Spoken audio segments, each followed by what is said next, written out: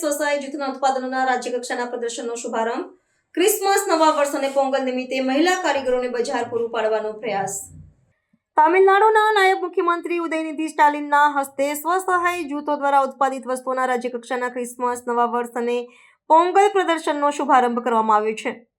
મહિલા સશક્તિકરણના હેતુથી યોજાયેલું આ પ્રદર્શન ચેન્નઈ ખાતે શરૂ કરાયું છે, જેમાં રાજ્યભરમાંથી સ્વસહાય જૂથની મહિલાઓ દ્વારા બનાવવામાં આવેલી વિવિધ પ્રકારની હસ્તકલા અને ખાદ્ય ચીજવસ્તુઓનું વેચાણ અને પ્રદર્શન કરવામાં આવ્યું છે. આ પ્રદર્શન યોજવાનો મુખ્ય આશય સ્વસહાય જૂથની મહિલાઓને તેમના ઉત્પાદનો માટે બજાર પૂરું પાડવાનો અને તેમને આર્થિક રીતે સક્ષમ બનાવવાનો છે. આ પ્રસંગે નાયબ મુખ્યમંત્રી સ્ટાલિને જૂથની મહિલાઓ દ્વારા કરવામાં આવેલી ઉત્કૃષ્ટ કારીગરીને પ્રશંસા કરી હતી.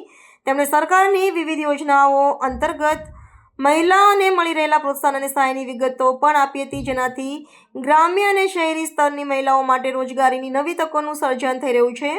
આ પ્રદર્શન દરમિયાન રાજ્ય સરકાર દ્વારા મહિલાઓના કલ્યાણ અને આર્થિક ઉત્થાન માટેના પ્રયાસો પર ભાર મૂકવામાં આવ્યો હતો.